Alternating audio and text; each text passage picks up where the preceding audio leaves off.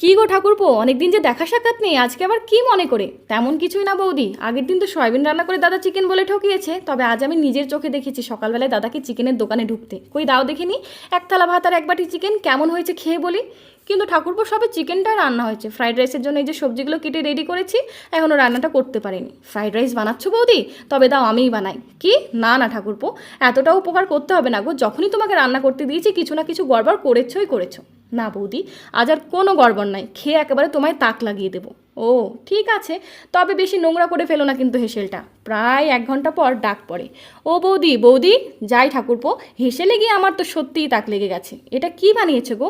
বৌদি এটা mixed rice. বাহ ঠাকুরপো, তবে কি তুমি ফ্রিজ থেকে আমার পকোড়া খাওয়া চিকেনগুলো বের করেছো? আরে এই রাইস তো একবার খেয়ে দেখো, পকোড়া খাওয়া ভুলেই যাবে। তা ঠিক বলেছো, এটা তো খালিই খেয়ে নেবো মনে হচ্ছে, চিকেন তো লাগবেই না। যেই মাত্র কথাটি বলেছি, বদমাসটা দেখি দুটো লেগ পিস নিয়ে প্লেট সাজিয়ে নিজেই খেতে বসে পড়েছে।